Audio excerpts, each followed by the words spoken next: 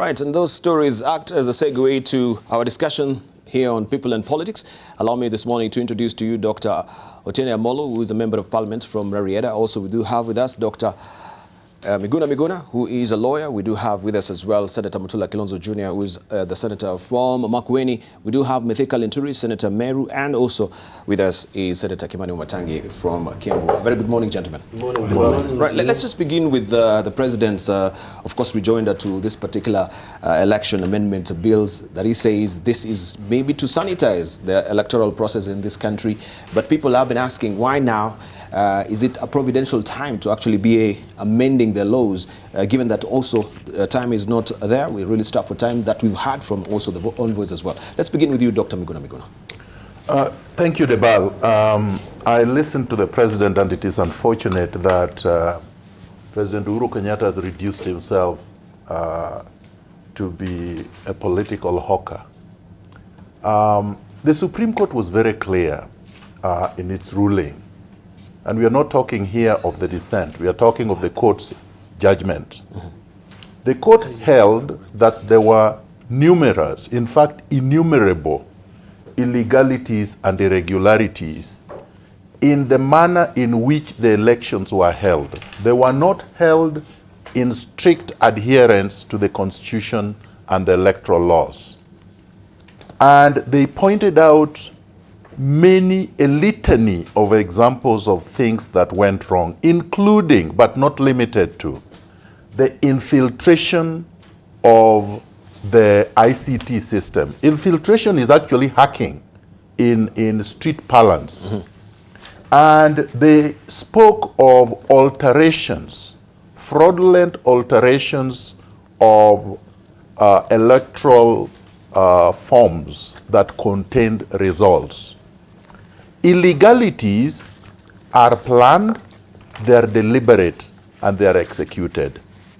They were executed by specific individuals within the IEBC. They were executed with other people, accomplices, that were not working for the IEBC, and specific people were mentioned. So they indicted specific people.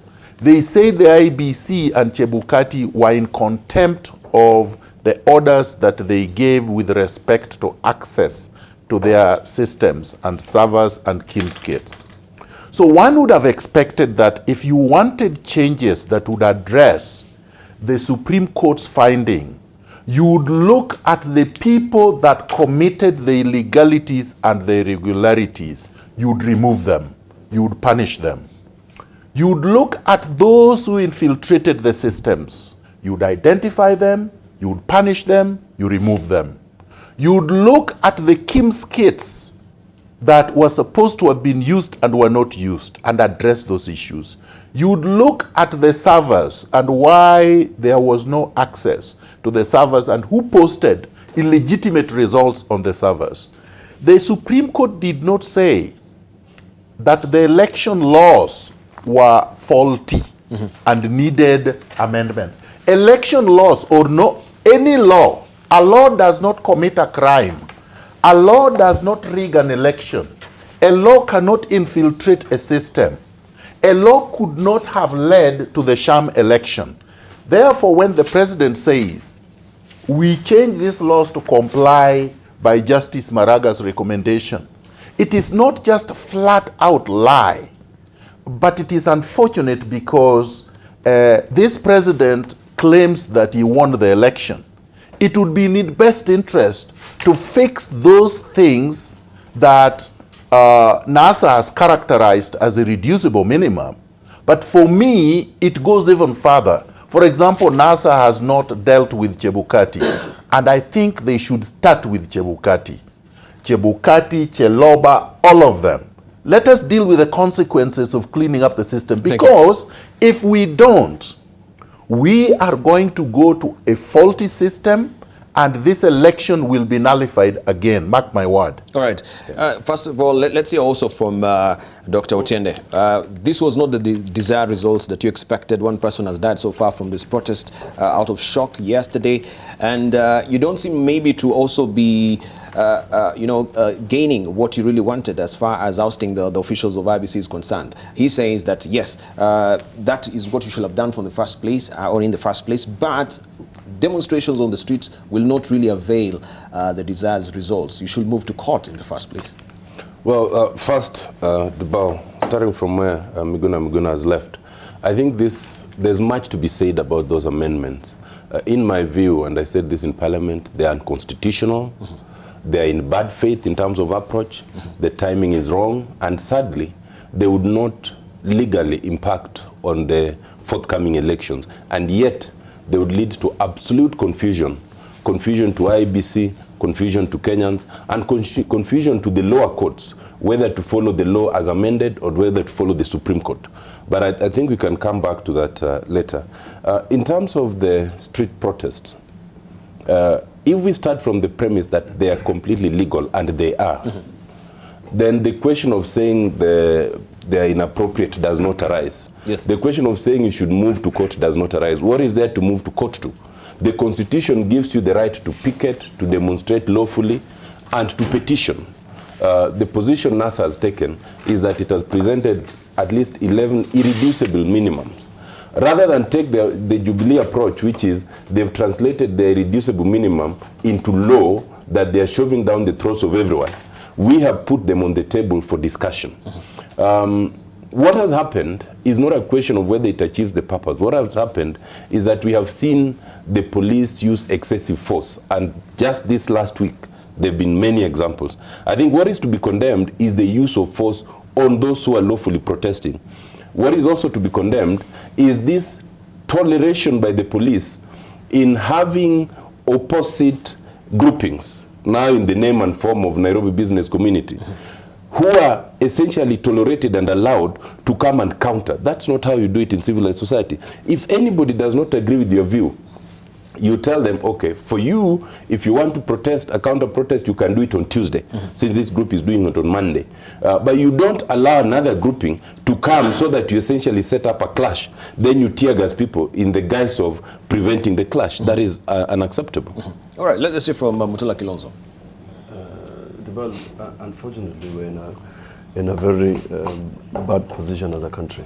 2nd or 3rd of October, elections in 20 days or so, and we appear not to be making progress. Number one, I'm persuaded 100% that when the president speaks, he's not speaking of the majority ruling, he's most likely speaking about the Njoki Ndongo ruling, the 440 pages. Because there's no place in the judgment of the majority ruling, majority judges, the states, that informs the amendments. And I want to be very specific. There's no place in the Maraga ruling of the majority that speaks of a conflict between electronic transmission and manual transmission. Now, I'm just wondering how Jubilee, in their thinking, can persuade Kenyans that you can have manual transmission, electronic transmission, and where there's a dispute between electronic transmission and manual transmission, the manual transmission will prevail over the electronic transmission. Who thinks like that? I sometimes think we're in medieval times when I listen to Uhuru Kenyatta. The ruling of Justice Maragan, allow me just to read one paragraph. Paragraph 400. This is what they said about technology and transmission. Have we, in executing our mandate, lowered the threshold of proof in presidential elections? Have we made it easy to overturn the popular will of the people? We do not think so. No election is perfect, and technology is not perfect either. However, where there is a context in which the two houses of parliament jointly prepare a technological roadmap for conduct of elections and insert a clear and simple technological process in Section 39C of the Elections Act, with the sole aim of ensuring a verifiable transmission and declaration of results. How can this court close its eyes to an obvious near negation of what transparency means? Jubilee has amended that section. In paragraph 229, the Maraga ruling also quotes Kriegler. on the 2007 elections and says, without delay, the Electoral Commission of Kenya should develop an integrated and secure tallying and data transmission system which would allow computerized data entry and tallying at constituencies. When Uhuru Kenyatta talks about Garissa, Debarl, what Uhuru Kenyatta is simply saying is that the minute you finish elections in Garissa, the returning officer in Garissa, using whatever method, will manually get to Nairobi. That is the sort of system we were walking away from in 2007. So we are back to the Kivuitu times. Sometimes I think it's even better to queue. And I think that's what Uhuru is talking about. The second thing is this. Where in this ruling did the Supreme Court talk about IEBC? We are amending the law on IEBC, the absence of the chairman, the absence of the vice chairman, the qualifications of the chairman. Who spoke about the fact that we have the problem in the country is that the chairperson should be a person who is qualified to be a Supreme Court judge? Where is that amendment? Number 3, we have amended the clause in the Election Offences Act in this amendments to suggest that a returning officer will be charged in court if he refuses to sign, without asking the question, why did they refuse to sign? What are the security features? And it goes back to what Miguna was saying. Immaculate Kasait has been found to have misled the court about the security features in the forms. How have we addressed that in the amendments? The gentleman called Muhati has been found to have misled the court about technology, about the fact that there's no 3G network and they could not transmit results. How have we addressed that in the amendments? The Chebukati has been found to have announced the presidential winner without verifying Form 34A. How have we addressed that in the amendments? And many other things that this court has said. Lastly, there's a very controversial section called Section 83 of the Elections Act, which uses the word or, and Jubilee has amended to have the word and. Now, the question, and my good friend and senior Otiende Amollo, Dr. Otiende Amollo has alluded to it. And that is the question I have. Now that Uhuru thinks he's the only person who is being elected in 2017, what will happen to the other election petitions? Now that we have amended the principles about nullification of elections in Section 83 to remove the word or, to put the word and, so that it suits the presidential election. What will you do with the other petitions? Because in the amendment of the Constitution of IEBC, in the amendment of the principles and burden of proof in an election petition, we have not provided a transitional clause. If Uhuru was genuine, all these changes would not apply to the election of Uhuru Kenyatta and Raila Odinga. Thank you. Therefore, when the person who is going to assent to this election is the person who is the driving force, summons all Jubilee elected leaders and gives them directions from State House, you begin to wonder what sort of a country are we in. All right, let's get a response from Senator Mithika Linturi. Response now to what? Comment. That is long since. About what? You're trying to recalibrate your radar, so it's not. Long since I was here, and I wish you had told me last night when you called me that this is what I would be facing early morning. I left Meru at 10. I'm sorry, boss. But I can give you reading notes. please, I don't require any reading notes. But allow me very briefly make my own observations. And my observations would be that this is some of the leadership of this country. I personally know there is a lot of the temperatures in the country are permanently going up. And you can understand, you can feel some people out there, when some people talk there, who talk with a lot of emotion, who talk a lot, and that is really allowed. But some of us must really do whatever is required to moderate these temperatures. And I'm of the considered opinion that each one of us, anybody that is participating in this particular matter, that we rise up to the occasion. And honestly, and this is not out of pretense, I have been trying to consult very seriously, because I think this is a time when this country requires divine intervention. It's a time that we really need God more than any other time. And I am saying this with a lot of honesty, because we require His wisdom really to prevail. We will ask Him to get to any one of our leaders that has a responsibility of making certain decisions and that has some bit of influence really to see where this country is going on. I am really disturbed when 22 days before the general election or before the presidential election is being done, we do not appear to have settled on how we want to do these things. Because this election is not about anything else. It must be about goodwill. The playing parties must, there must be some trust amongst themselves. But the mistrust that I can see between the competing parties, the body that is supposed to conduct these elections is at a very unimaginable levels. And I wonder whether, because, you know, honestly, it's not about the result, in my view.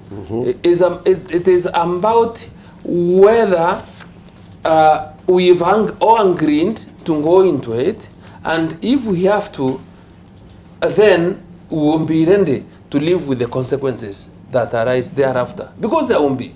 So, as we get to the 26th of October, we must do what it takes to ensure that the Kenyans, the participants, are able to put Kenya into a mood that people can sit down and talk to one another, see Mutula Kilonzo as a brother.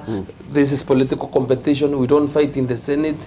There's competition of ideas, but not the ideas that have the potential of putting this country to fire. I honestly want to tell you that right now I am in a state of confusion, because I mean well for this country, and it is not about what political side I support. It's what about my conscience tells me about whatever is before us. All right. So what is the source of the confusion, and what is your conscience really telling you? And you know, I have under the advantage, some little advantage of trying to understand the process of making law, and I have been a student of law. And there are certain things that I learned in school. And one of the things that I learned, which I think I may not be very wrong, is that, you know, the best laws are not made during times of crisis. Best laws will require, and that is why I think it's the import of Article 10, the issue of participation, negotiation, and especially on these ones, because you require that goodwill, you require to create an atmosphere where you can be able to trust each other. So the Jubilee side may have meant well. They may have even done what I think probably they may be thinking of having brought them best law. But in the absence of the other party, right, the other party, right, trying to concede that this is good law, this is something we can debate, we can negotiate around, then we'll not be making meaning. So, and whatever, look at what the Article 10 of the Constitution says. Even when you are thinking or you want to make the best law for the Kenyan people, involve them. Let them know why it's being done. Marry them into your own idea. Then you can move forward. So I understand we have the tyrant of numbers. We have the numbers. We can pass any law in Parliament, in the Senate, because we are majority. We believe we won this election and we are majority. But even if we are majority, and for purposes of making Kenya safe, secure, there is need for us to consult more and build relationships to earn passage of this particular So law. from your own assessment, you think this particular law, it is ill-timed? No, This I bill? told you to allow me make my observations about the whole But thing, I want you just to not make a scrutinize it. conclusion. But we need to know what is the... He has the bar. yes. Come on. Oh, okay. This horse is dead. Can you want to flog it more? Come on. You're not a dead horse. I'm not flogging you. All right, let's hear from Senator Kimani Wamatangi. Thank you, Debarl, and good morning. Good morning. And morning to our viewers.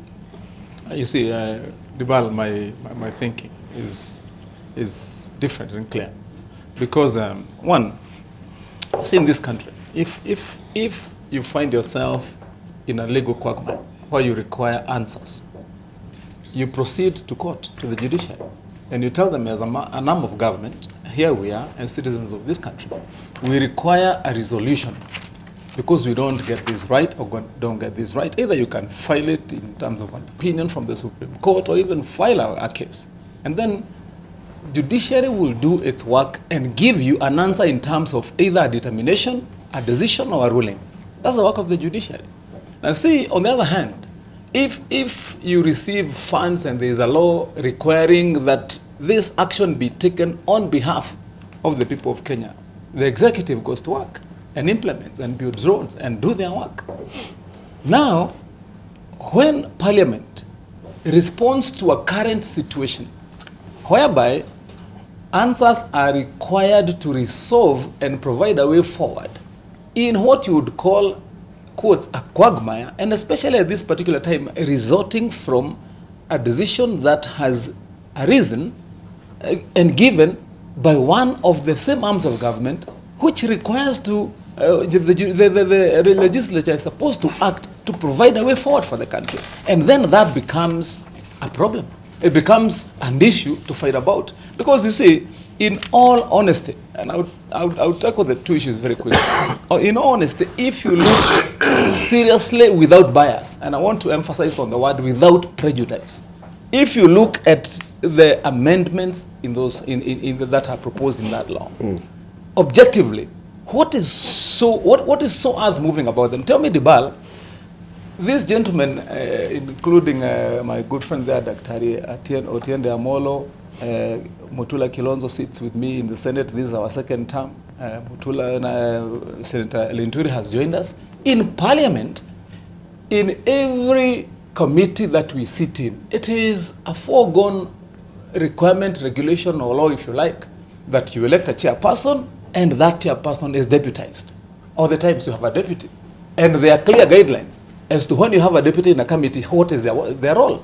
I mean, so when you have a commission, and this commission, you are saying that in the event of this and that, you require to have a vice chairperson to deputize the chairperson in the event that the chairperson is incapacitated. What is so earth-moving? Tell me, Debarl, we went to this particular election ourselves, all of us here, and you would go to a polling station and you find that we had issues, for example, with a simple procedure of voter identification. You go and you try to place your finger on those BVR kits and it cannot identify you. And we had those cases which are documented, quarry workers, mechanics, I mean, guys who are hands-on all the time. And here you have a law that says, why don't we put in pen and paper the law that will legitimize that you can allow this person to go and vote legitimately, that he cannot be challenged, by providing a law that says that it is also legal to fall into a complementary system to identify that person. What is so big about that? Tell me, if we say that we are talking about the last decision by the Supreme Court, and the Supreme Court was very clear, very, very clear, that there are forms here that should have been signed, and they were not signed by officers who were hired by IEBC, paid with taxpayers' money, and had an obligation to make sure that those documents are right, the contents are correct, and they append their signature as a sign of goodwill into those documents. And you say here, an officer has not done his job. And what we are saying, just like the way they say in traffic laws, that you should not overload, they are saying don't jump lights. We are also saying in this law, as simple, it's provided for that you have been hired to do this job, append your signature to that form and put it in law so that you don't have this matter arising again. Okay. So let me finish. You give them enough latitude. What I'm asking is, and I want to say this to Kenyans very, very clearly this morning. If you look at all these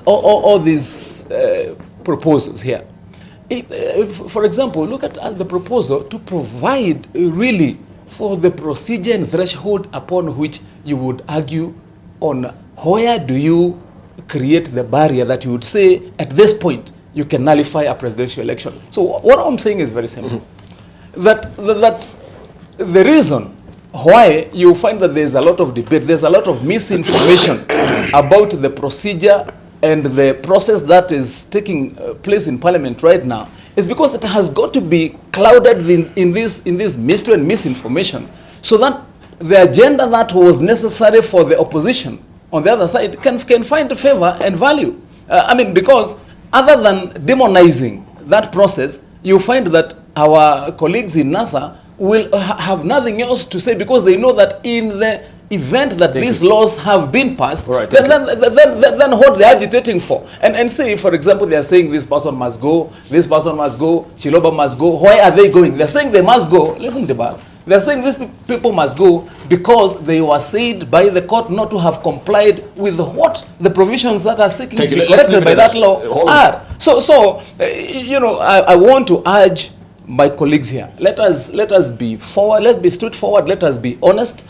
These continued demonstrations that NASA is continuing to agitate for, and if they were talking from a point of goodwill, they would have started by saying, okay, fine, these laws you're proposing, this is what we would want you to have in the law. Not saying you don't need the law. Let them come up with their own proposals and debate it and discuss it and have a good law if they think it's not good. All right, let's begin. That is how Parliament works. We'll come to you. Let's begin from you, Miguna Miguna. We want to go to through these laws with a fine, you know, fine, but there is something I have to respond to. There are 2 points I have to respond to with respect to what Honorable Wamatangi is saying. He's saying they wanted, and he used the word procedure to create a barrier. I don't know what that is, at which point you can nullify a presidential election. But with all due respect, I said threshold. No, yes, what the threshold is established by the judiciary. You can't tell the judiciary how to do its work. The judiciary does not make law. I get quiet when you are talking. The judiciary is an independent judiciary. It establishes jurisprudence and case law. It has done so. It has said this is the standard of proof, this is the burden of proof. It's already established the law. You can't change that through legislation. You can't tell the judiciary this is the threshold. The judiciary decides the threshold. And the judiciary already did, the Supreme Court. You can't go to Parliament to tell the Supreme Court what to do. In fact, that would be completely unconstitutional, because the Constitution says you cannot tell judges how to assess cases, how to determine them. The second one is that he said there is a legal quagmire that they were trying to cure. That's the mischief. What is this animal called the quagmire, the legal quagmire? Who created it? When was it created? How does it exemplify itself? There is no such legal quagmire. The only quagmire Jubilee has found itself in is that they were beneficiaries of a rigged election. Now they are trying to cleanse themselves by not targeting those who rigged, because they are saying they are creating laws that would make sure that a returning officer or a presiding officer sign forms they are supposed to sign. How about these people who altered forms, who did not sign forms? Have they been arrested? Because you would have expected a legitimate government to say these elections were nullified because of these problems. The Supreme Court told us where the problem is. These are the individuals that did this. We have arrested them. We were expecting but listen to this. Yes. They are the ones in government. They are the ones with the instruments of power. The DCI is part of the executive. Thank you. And they have not used it. Thank you. Thank you. I wanted to say something about process before you just get into the details. And I raised this at the Senate. My friend was reading it. There are two bills, similar bills. One published on 27th for the National Assembly, and the one for the Senate published on 28th of September 2017. I may be wrong about my understanding of this process, and I raised the question. If the Speaker of the National Assembly, Justin Muturi, and the Speaker of the Senate, Kenneth Lusaka, agreed under Article 110 about the format of these bills, on what basis were these bills tabled, one in the Senate, one in the National Assembly, simultaneously, and have proceeded that way? Is it Just the on same, process. are they the same dates or the different? Because Different I can see dates, here but the same bills. the Election Law Amendment Bill 2017, this is 27th. Yeah, the one of the National Assembly and, was published on 27th. And The the one of the election Senate was offences, election offences is 27th as well. Or am I reading differently? Listen. Both of the ones you're looking at are for the National Assembly. For the National Assembly. Yes. Oh, okay, fantastic. I'm Thank you. referring to the Yes. one of the Senate. Okay. The one of the Senate was published on 28th of September, a day later. The one of the Senate National Assembly was 27th of September. Okay, thank you. The one of the National Assembly, if you want to understand law, you go to the back to understand the reason and the mischief of that law. The one published in the National Assembly speaks to the fact that these election laws do not concern the Senate. It's a technical issue. The ones tabled in the Senate say that this matter concerns counties. In the confusion, Jubilee has already violated the law in the way this process has started. I noticed on Saturday they had a joint committee. The joint committee chaired, I don't know, by either co-chaired by the Senator Dulo and the Senator and Cheptumo, pretends that they are a joint select committee of parliament. Yet there is no motion tabled either in the Senate or the National Assembly to set up those committees. I'm talking about process. Yes. Now go into the details. No. Let me add to the process. Let me add to the process first. Not for joint. Not for joint. I think it is important to understand this. And I raised this earlier on. As Senator Mutula is saying, it is true. The bill emanating from the National Assembly says this bill is a bill not concerning county government. Yes. I had argued earlier that obviously any bill that seeks to reconstitute IBC must concern county government. Now, clearly the Senate takes the opposite view, which is the rightful view. Yes. So the first fundamental question is, can you have a joint sitting of the National Assembly and the Senate, where in the view of the National Assembly, that bill does not constitute county government? It means that sitting in itself is unlawful in the view of the National Assembly. But let me continue from that as we come into the content. The memorandum of objects and reason given in the National Assembly and as captured in the newspaper, one, is to provide for the proper conduct of the affairs and business of the IEBC. Yes. And secondly, for the effective management of elections. And thirdly, down there, this bill is a majority party-sponsored bill. Three problems there. One, you cannot say you want better conduct of affairs of the IEBC when the IEBC itself has not sought, has not been involved, and has opposed those drafts. Who are you, as an outsider, to know what is best for IEBC? The second point is it talks of for the effective management of elections. Now, this is important, and this goes back to what Miguna was saying. Nowhere in the judgment of the Supreme Court, and I want us to avoid this thing of minority and majority. Anywhere in the world, once a decision is made by the majority, it is the decision of the court. So nowhere in the decision of the court has it been suggested that we need legislative amendments. All that was pointed out were administrative lacunas that needed to be addressed. But more importantly, and I think even Senator Wamatangi would feel this, it says it's a majority-sponsored bill. Other than the fact, and we are going to come into it, other than the fact that it is completely unconstitutional, and I'll show that, it betrays a very fundamental principle. Senator Linturi comes from the very same county where my friend Kiraitu comes from. They amended these laws in a bipartisan way, co-chaired with Senator Orengo. Yes. The spirit was, let us get what's best for us as a country. The spirit of this bill is, forget about the other part of the country. We are the majority, and therefore we've sponsored it. And since we have the numbers, it will come through. It is quite unfortunate. But I'm happy now to come to the specifics. Thank you. We'll come to the specifics. We need to take a short break right now and drill deeper into this specific much later. Welcome back. You're watching People and Politics here on AM Live. We continue with the discussion apace here. Before we took a short break, of course, we had to get also a response from Senator Kimani Wamatangi. And of course, you heard also from the panelists that the bill from the National Assembly and the bill that is also sitting at the Senate right now are conflicting. That is from the Memorandum of Objects and Reasons. And it says here that the bill is a bill not concerning counties, governments within the meaning of Article 110 of the Constitution. And from the Senate one, it says it concerns the county. So why these conflicting objects and reasons? Debarl, just two very quick issues I wanted to respond to on what my colleague, and anyway, that amongst those, on what my friend Wakili Otiende finished with. First is on the assertion that there was no express direction or instruction from the ruling of the Supreme Court that Parliament should undertake any legislative reform or initiative.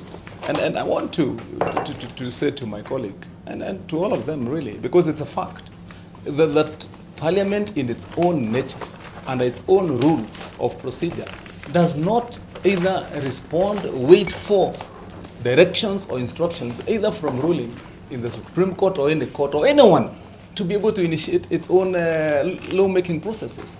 Actually, as is very clear to my colleagues here, when Parliament is making laws, any private member, any member of that particular house, even a member of public, can come and initiate a process. Parliament has the duty to respond to current issues. I mean, Parliament does not operate in a vacuum. It is part of government. Government comprises of three arms. So when one arm of government, that is the judiciary, is saying this, Parliament is listening as part of that government. And they do not need at all any direction to start or initiate a process to ensure that there's a legal way forward, especially in lawmaking. Secondly, the second assertion that why is Parliament undertaking to either amend, provide a legal base for some of the ongoings in IEBC. Why is it touching on IEBC? Because IEBC, as Wakili was asking, IEBC has not requested or said that they wanted to be involved. But nay, also that is negative. IEBC does not have to come to Parliament to request for any lawmaking processes. Actually, as I said, even somebody sitting in Karachuonyo or in Kiambu town or in Mombasa can observe and read the laws under which IEBC is operating and come and propose. And that is debated in Parliament, and if it is found fitting, that is okay. Now, lastly, it is on this question of joint sittings, that the joint sittings are from their own initiation illegal or wrong. You know, I don't know, my two colleagues actually, and it's also in the press, we have standing orders that guide the procedure of Parliament and how we hold either our debates, our sittings, and both houses, the National Assembly and the Senate, have got very clear standing orders on how joint sittings and their legality and formation should be. It is very clear in our standing order 218 and 202 in the National Assembly. You know, when we talk about memoranda, that memoranda is given as a forwarding information for that particular bill.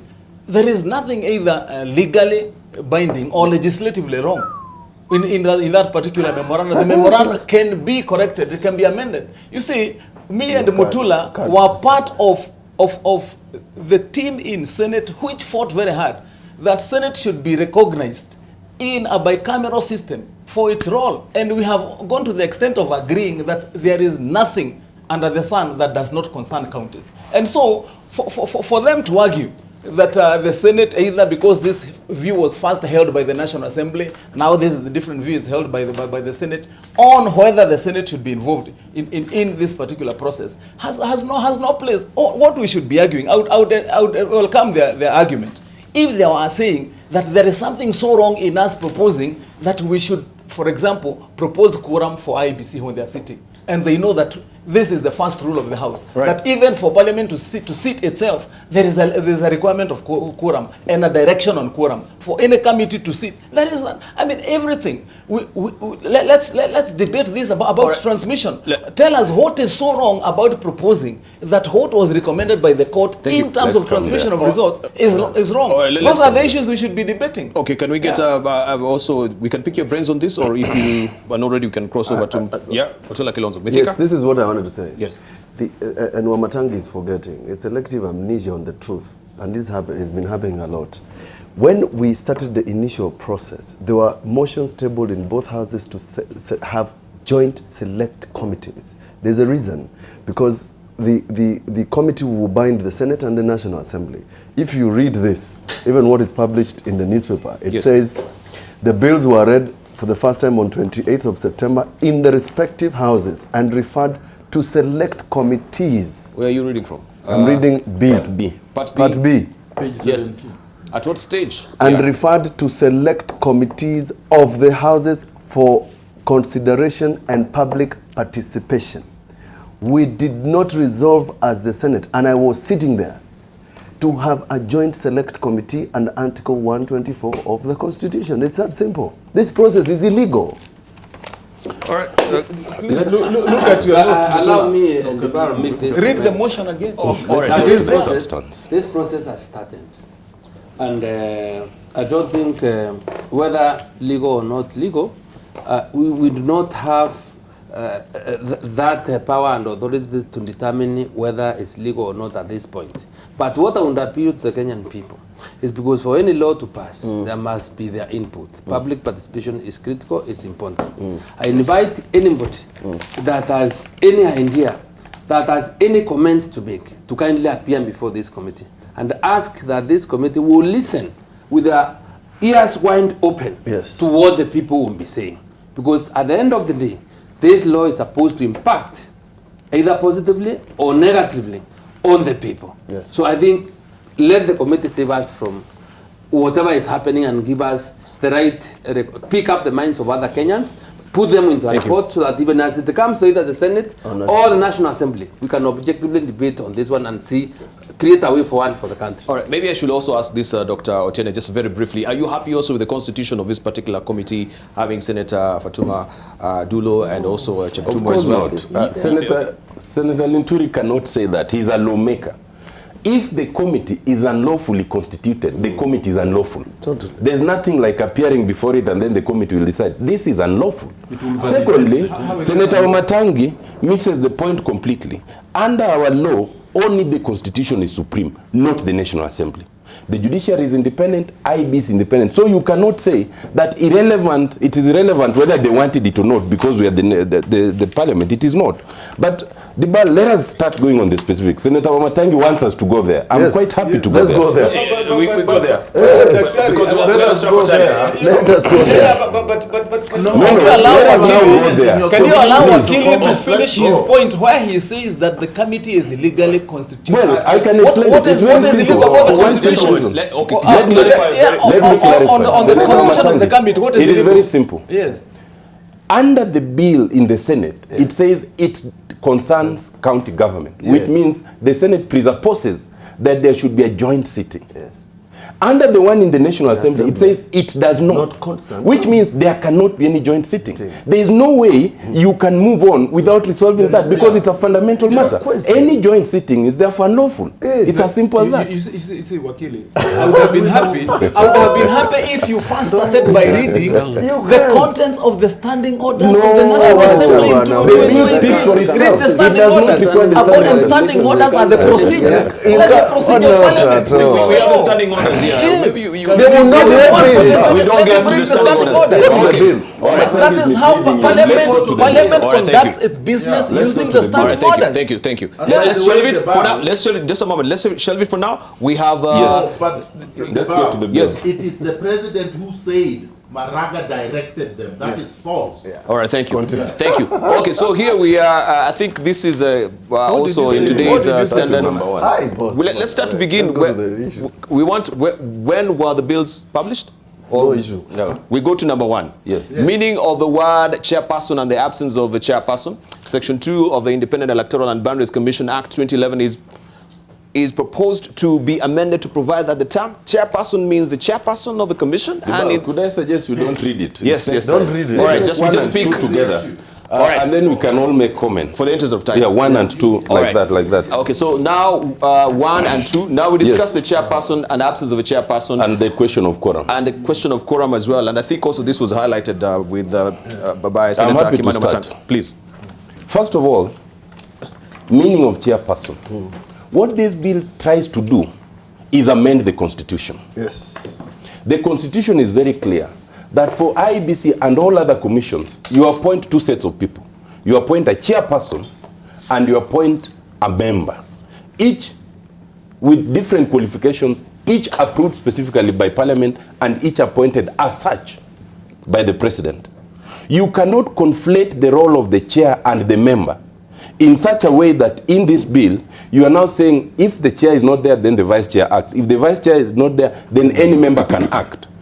The mischief in this is you can have a situation where you come to Article 138, the determination of who has won the presidential election. This bill is telling us any member of the IBC can decide who has won it. Now, this is the mischief.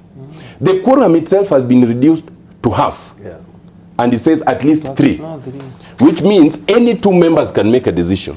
Debarl, it is conceivable that you'll have a situation where there are 4 members meeting and 3 others meeting.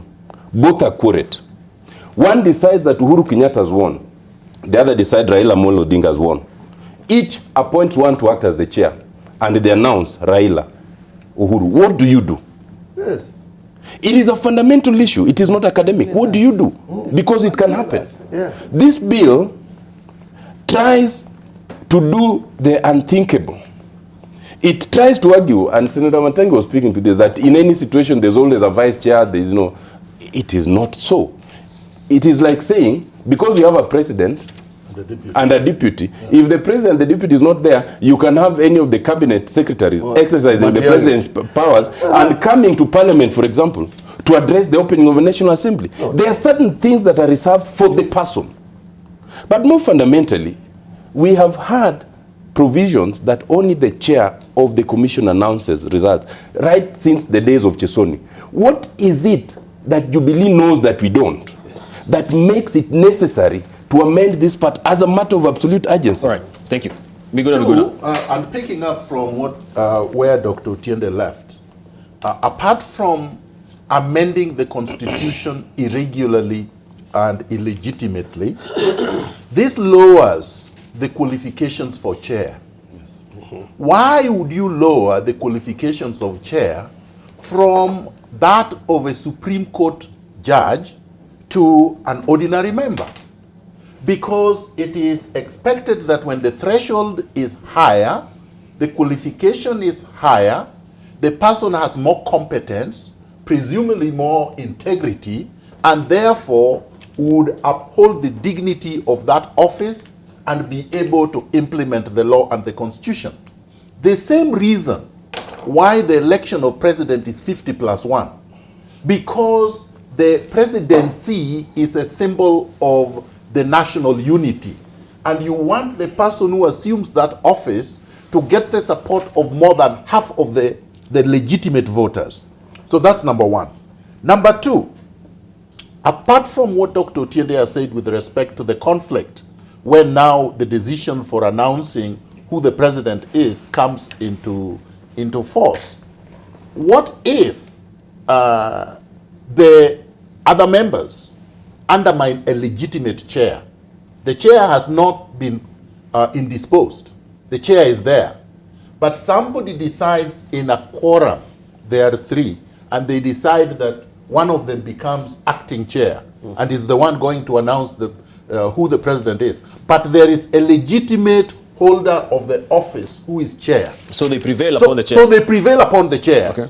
which means that they can do something completely untoward. Then what happens when this matter goes to court? They will argue that this is a legitimate decision that has been made, and they would argue that the legislation gives them power to do so. But what does the Constitution say vis-a-vis the legislation? So what these people have done, and this is what is called in strategy governing through chaos. What they are doing is that they are creating chaos so that whoever wields more power will be the dominant force. Thank you. This is a strategy that Jubilee is doing. They know that they have all the levers of power right now, legitimately or illegitimately, and that when this matter becomes chaotic, when they go to court after this, because this matter will go back to court, then because of that, they will be the ones who become the dominant force. Thank you. Therefore, they will. Mutula. Number one, in conducting the interviews of who is going to be chairperson or member, advertisements were made specifically for people to apply to be chair and to apply to be members. And the qualifications were different, the vetting was done differently, and names were forwarded to the president differently. Number two, what is the basis, therefore, of reducing the threshold of the chairperson?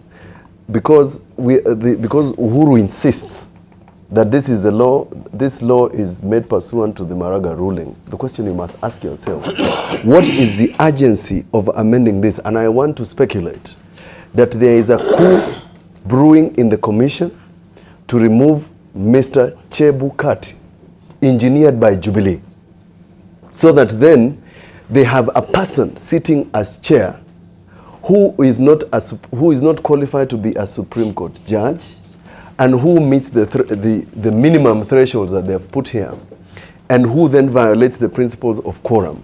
Why? And that's the reason they want to do it, because they don't like Chebukati. They have a person they have identified. But lastly, the question is this: why would you insert such a clause of a vice chairperson sitting as chair, and you do not put a timeline for when they will sit as chair? In every law that substantially amends things of this nature, you put a transitional clause. Let me explain. In the question of qualifications of members of parliament and MCAs, we put a qualification and deferred it to a certain time. This one, Uhuru Kenyatta has reserved the right to put a gazette notice when it would commence, which simply means that for purposes of a presidential elections, Thank you. we are prepared to alter the structure of IBC in favor of one Uhuru Muigai Kenyatta. All right, but don't you know, they say that focus also always create blindness. Yeah, and we can look at this particular amendment bill in its entirety, and maybe you as NASA will focus on what you think that is not really right, and Jubilee will focus on what he thinks that is not really right. We're not wearing a NASA hat. No. I'm not wearing a NASA hat. Remember that. Okay. Don't treat us like that. No. We are not wearing NASA hats. We are using the rules of interpretation. All right. To be able to inform the public. Legal interpretation, but Yeah. allow me with the Even entry, if I because belong to another- Yes, because there are reasons which are being advanced. Because they say, first of all, for the chair, this is maybe a lacuna, and where you're talking about quagmire in the Constitution. What lacuna? No. Just let me finish my question. Yeah. Where they say if the chairman is indisposed, then what? Are we in a constitutional crisis? Because the provision is not in the law as it is right now. Kibe Mungai, who is one of the Jubilee advocates, has proposed, even disagreed with this, on the Sunday newspaper Yes, article. yeah, What he said, why don't we increase the number Okay, just sit there. No, but he was intervening. They keep on Thank you. complaining. It's the time. First of all, I agree, because Kibe said there's ambiguity in that particular. No, Kibe said increase the number to 9. Just a moment. All right, let us hear from Mithika. Debarl, you know, we are completely now discussing the substance of this bill. Absolutely. And, you know, such a debate should be completely devoid of political considerations. Yes. And if we are to discuss it on the basis of its merits and its legality, and if probably we never earned these hats like Linturi and Jubilee Senator Mutula Kilonzo or Otiende Amollo, Kenyans would have been more informed. But you know the problem that we have in this country is that even when you want to exercise your mind clearly on a matter that is completely legal, people are always reading the wrong thing. But now, allow me say this. I think we have quite some distance to really move as a country. And in any civilized society or in anywhere where people really believe that Parliament really represents the will of the people and those issues must be canvassed by Parliament, Parliament would have really sorted us out on this particular matter, because Parliament is not expected to be a house or a place where people go carrying their identities in terms of which political party took them there. And I'm saying this because as a member of Parliament, as a senator of Jubilee, and this I am telling you, I will not debate this bill on the basis of whether I am Jubilee or not. I will look at the impact this bill may have on the people of this republic. I may, and this is a very dangerous situation because, you know, you also run the risk of trying to go against the will of your bosses. And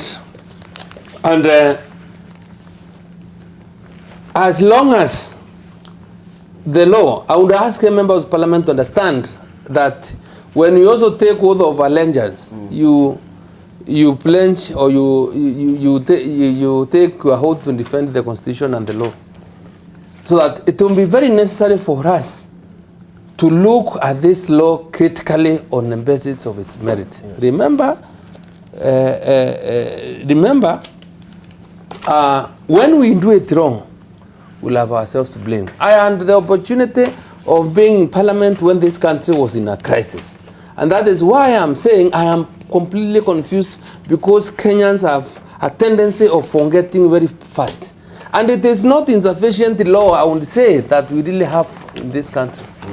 It must also be understood that some countries live without a written constitution. Thank you. It's about the values and the will that people have amongst themselves, and the levels of trust that there can exist between themselves. All right. So in this case, allow me to say this. Yes, please.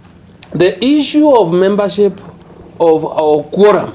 No, we're coming to quorum. I want you to comment on the first one because you're on the chair. But you know now there's a proposal. There's the proposal let's go that the sequentially. chairman. No, let's not meddle it. Let's go I thought sequentially. we agreed on 1 and 2. Yes, that is the one I'm commenting now about the chairman and the appointment. Yes, so I want to allow me this. You know, I really don't argue so much. Okay. But allow me say this, that it is true that the proposed amendment has that potential capacity to bring down the amendment, the quorum to 3. And remember, the commission is formed under Chapter 15 of the Constitution. And the chairman is always known when a commission is formed. And the first agenda by the Constitution of any commission is to elect its vice chairman. That is what the Constitution says. Yes, right? It's to elect. So if the Bureau is making, I am saying if the Bureau is proposing that there will be a predetermined vice chair even before the commission takes its, as constitutionally provided, takes its first duty of doing an election, that is directing that commission. It's wrong. Simple. I am not concluding it's wrong. I'm just giving views in Mutula. No. You Finish then. Okay, let's go. Okay, very clear.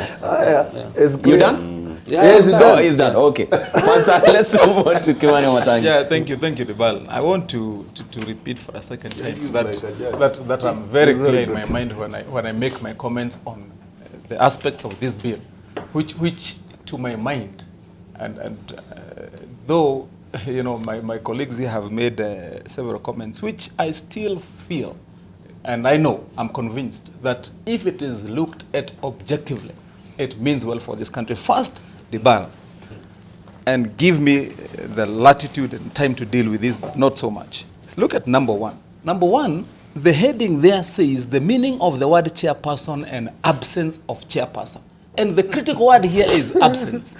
And when you're talking about the decision-making process that is proposed in this particular law, the emphasis is on the absence of the chairperson. And such that the committee only, or the law only presupposes that the vice chairperson will be acting or will be taking decisions when the chairperson is absent. Now, if you proceed downwards to what now we are talking about, not even the quorum first, that on the capacity of any other remaining members of that commission to elect a chairperson amongst themselves, still it goes down to talk about in the absence of the chairperson and the vice chairperson. That is the scenario that is predicated.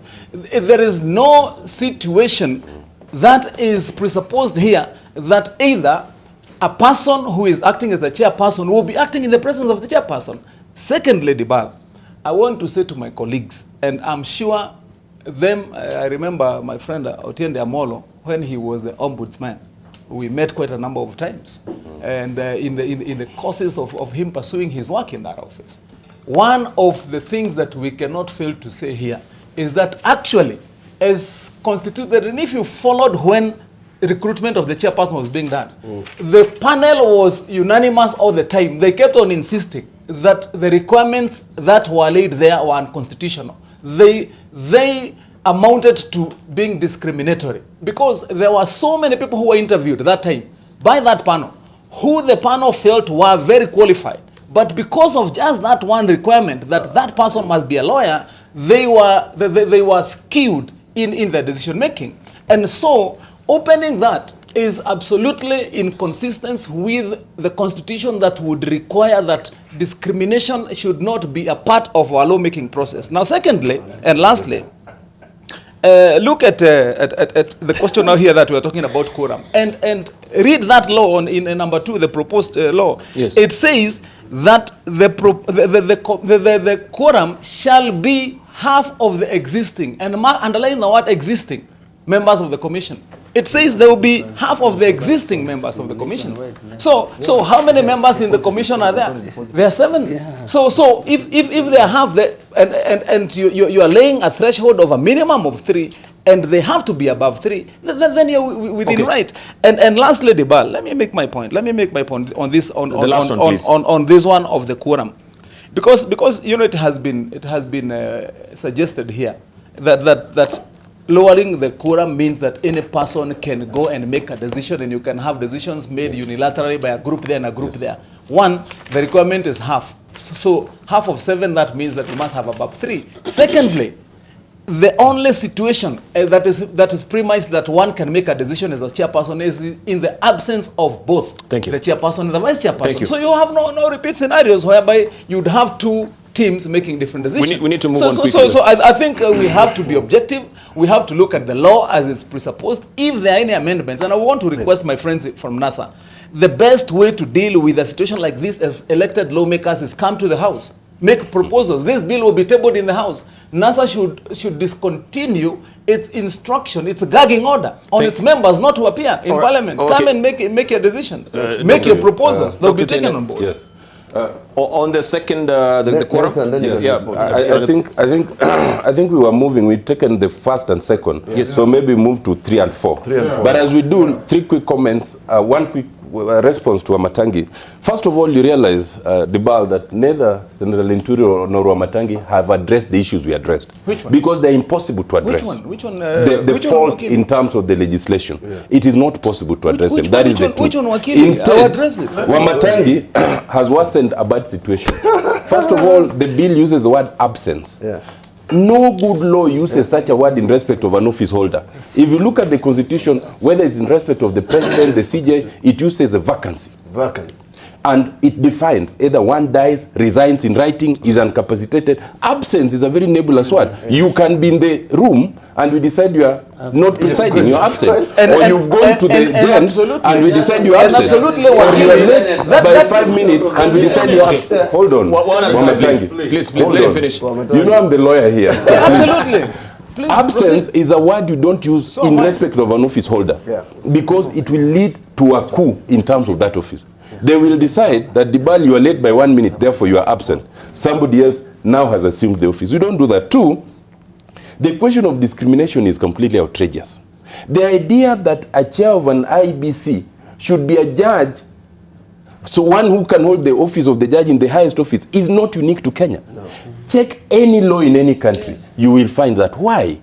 Because there are certain judicious decisions that the chairman is required to take. And you can't take every question to court.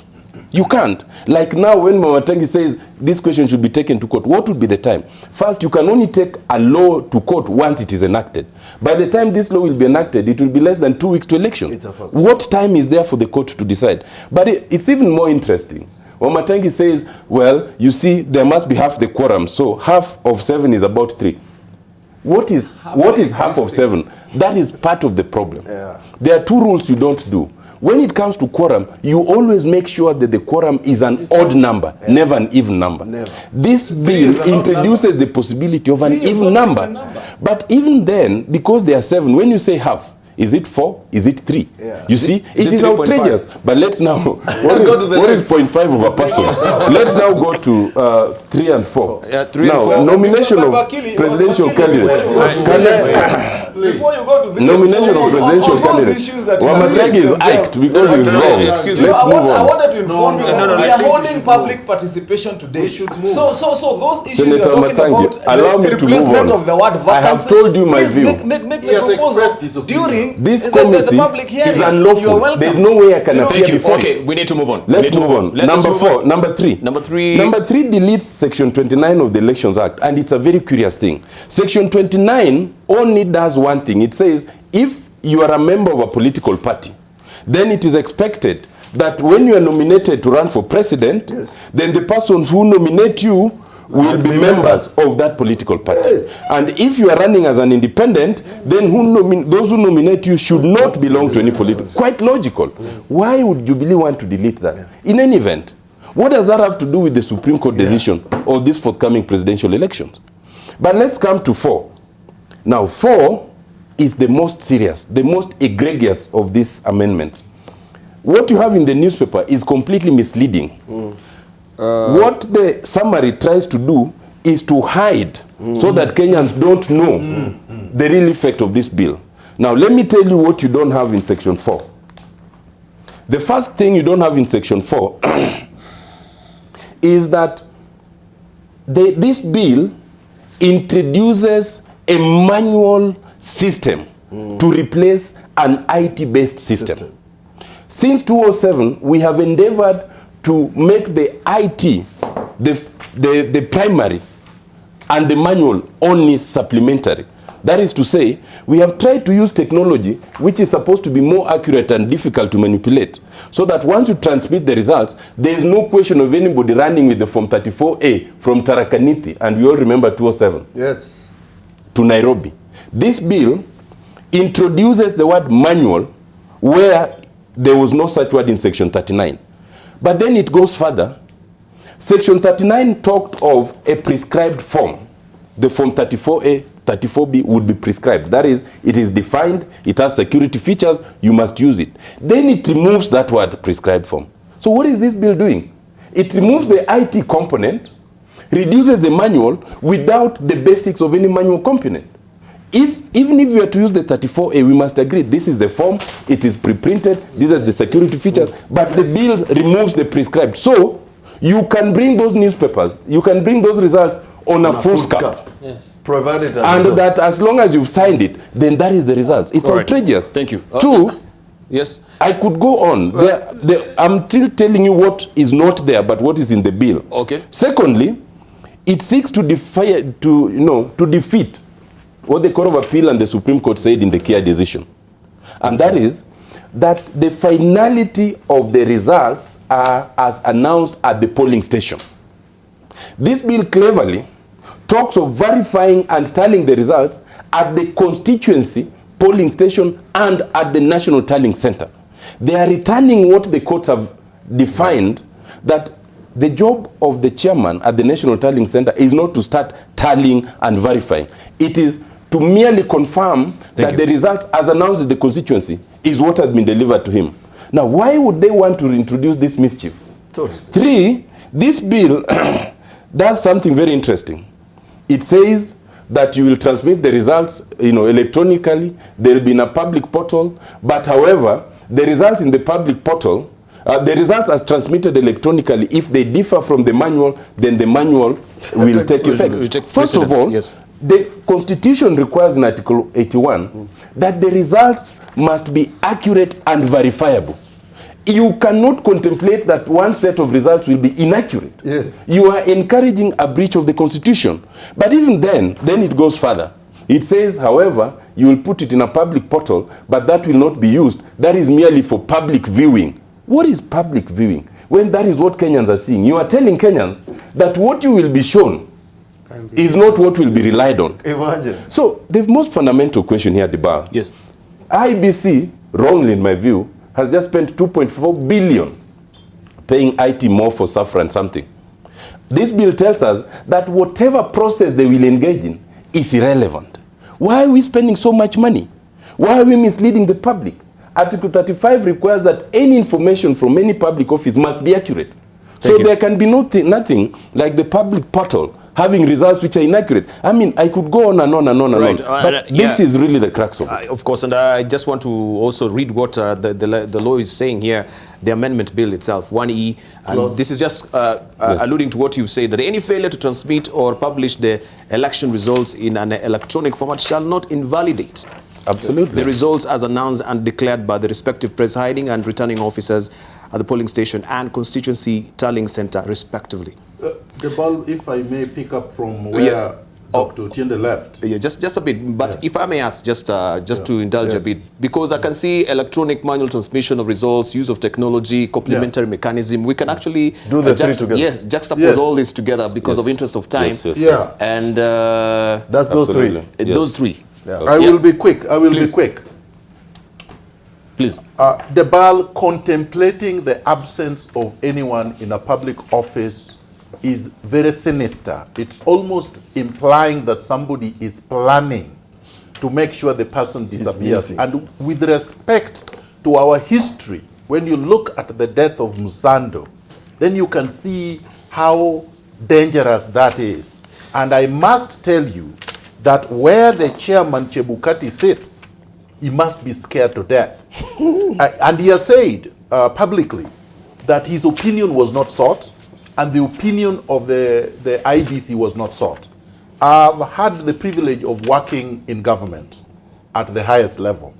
And I know that before legislation is generated, usually if it is a ministry, the ministry senior officers generate a draft. At least they give the input so that even the AG would know what, because the AG does not sit in any ministry and does not sit in any independent commission. So it would have been imperative to find out what it is, if at all, the commission believed were legislative or legal gaps that could have been cured. Secondly, now with respect to the issue of nomination of a presidential candidate 3, I agree with the proposed amendment, except that the timing is wrong. I actually agree with the Gichira decision because it is wrong to expect an independent presidential candidate to seek nomination from people who are non-party members. How are you supposed to find out that? As long as someone is a voter, which is what the court decided, that person should be able to nominate a presidential candidate. So that's the only provision I agree with on this legislation, the proposed legislation. I just believe that it should not come now. This is the Peter Solomon Gichira versus the Independent Electoral and Boundaries Commission. Now, regarding number 4, this is what I have to say. It is quite curious And in fact, it seems to suggest a plan. Imagine scanning a document. Kim's kits have been reconfigured to only send information once, simultaneously. Text and image, real-time image, as the results are being announced at the polling station, which is what the Maina Kiai decision says, and that is what Dr. Otiende Amollo was saying, that once the results have been announced at the polling station, they are final. Not the results as contained in the form transshipped to Nairobi, as announced at the polling station. So imagine a presiding officer is taking an image of the results, taking the numbers and keying them in the Kim's kits to transmit both at the constituency tallying center and simultaneously to the national tallying center. Now, somebody arrives in Nairobi 2 days later at Bomas with a separate set of documents, and that person claims that those are the results as were announced, say for example at Apondo Primary School in Nyando constituency in Kisumu County. And this law suggests that this person arriving with these documents, the results contained in those forms now supersede what has already been received electronically 2 days before, which was scanned. So ask yourself a common sense question, because this is how the court will decide it. Between the Kim's kits, which are secure, which are reconfigured to prevent hacking, and that were not hacked, and this man who is arriving with documents which could have been generated in Kericho along the way, which one should you trust? Thank you. Is it not common sense? All right, thank you. So it is wrong for this, for the Jubilee, party to purport that we should only rely on this, and then say that not just that this is the correct one, thank you, but that if this person refuses to sign this document, they go to jail for 5 years. Okay, thank you. Let me begin by saying that first and foremost, I find it extremely strange that for the first time, Parliament is wasting funds explaining a bill as opposed to publishing the bill. What ideally should have happened, Debarl, is that this bill, in its format, the way it is, should have been published here, instead of Senator Fatuma Dulo and Cheptumo in conspiracy with the clerks attempting to skew the minds of Kenyans as to what the bill contains, so that the provisions are very clear. Now, number two... But we have to say also they've given the website. The website is here for... Who told you that a person... For anyone actually can go to the website and get so the entire... You're assuming a person in Wote with a Mulika Mwizi is going to look for it on that website. What are you talking about? Or who has no phone? Why waste 1 million shillings publishing this as opposed to putting the bill? That is what they should have done, so that they understand without explaining. Number two, I want to start with the complementary system. We fought about the complementary system in the introduction of Section 44A because of the words notwithstanding. What has Jubilee done? Jubilee has amended that section by removing complementary system only on transmission of results. That's the only thing they have amended. And they should have stated the reasons here. Number four, if Uhuru Kenyatta, if he doesn't have this newspaper, send it to him, a complimentary copy. If Jubilee wanted us to believe that the amendments to this law as a result of the Maraga decision, they should have been quoting the paragraphs where they seek to amend. But the correct position is that this bill seeks to overturn the decisions made by the majority ruling of the court. Thank you. There's five. There's nowhere on earth that you can explain to a class 1 student that where there's a discrepancy between the electronically transmitted and manually transmitted results, the manually transmitted shall prevail. I have a problem with the words electronically transmitted and manually transmitted. Debarl, what does that mean in English? Because in legal terms, that does not make sense. All right, let's hear from Mithika Linturi. You don't transmit manually. Mithika Linturi. And Kimani Wamatangi, then we wrap up on this. We'll focus. We're strapped for time, please. Yeah, I think you allow me, Debarl. I think my friend Wamatangi may have a lot to speak on this. So let me donate my time to Wamatangi. I will take it. You will take it? Yeah, sure, very gladly. Now, one, just to very quickly comment on that number 3, and to be clear, so that Kenyans can understand what you are saying. Number 3. The High Court decision by Justice Odunga reads very clearly, very, very clearly, that the requirement that presidential candidates could only be nominated by members of their political party contravenes Article 27(2) and 4 and Article 37(1)(d) of the Constitution, and therefore it is null and void. That is what Justice Odunga said. And I agree. So there is no debate about that. Maraga, These lawyers will tell you what that term, as we said here the last time, null and void means. It means as though it does not exist. No. Period. So when we are saying that we are providing for an option of what was said does not exist and is a requirement in law, what is the big issue? And that is why I go back to my first point. Please, it is because of bias. Now, 2, is on this issue, and I find a lot of dishonesty in the way my colleagues would attempt to interpret what the meaning of number 4 means, especially when they start by quoting the Maina Kiai ruling. For goodness sake, and you, Debarl, you also quoted it. And then you go ahead and say that provision there, that you cannot invalidate results of if the electronically transmitted ones contravene the manual ones. Now, I just quoted what is a minute. What is in the bill? Let me finalize. Let me finish. See, if you believe that what the ruling of the Maina Kiai case is and was should be the situation, you have even no debate on this. Read the bill. It's simple. Wait. It is simple, Debarl and my friends. Here's the bill. That ruling said, my friend, that the results at the polling station after people have cast their ballots and they have been counted, and the presiding officer stands on top of the table and announces those results. Yes. That is the final result. Who is disputing? That is what and so, my friends, what that also means is that after the announcement in 40,883 polling stations, the election is over, as far as the results are concerned. And so the process of picking those results and taking them to any tallying center, whether be it constituency or national, does not in any way alter what was announced. And so, whether you are going to transmit electronically or whatever, the manual, and voting, Debarl, in this country is manual. Yes. You go and tick, you tick inside the ballot paper, you put it inside the ballot box manually, it is removed manually, they are counted manually and announced manually.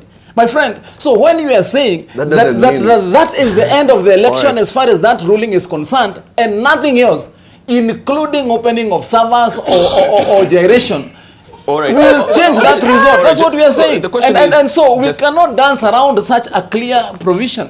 What was announced is what we are saying should prevail, no matter what you do to servers. But what should no matter what you talk about an electronic just system. A clarification. The result that was announced is one that is final. Clarification before we wind up. Yes. So what will be transmitted electronically should be expressly what it is on the form, isn't it? Manually. Yes. Manually. That's a question I want to ask you. And in the event, that there is any story arising from what happens between when those results leave the polling station to the national tallying center, the prevalent situation is the one that was announced by the person who stood on the table. That's the interpretation. The question we're asking. We are riding on this assumption that what is on this particular hard copy and the form is expressly what is transmitted electronically. Yes? Absolutely. So there's no...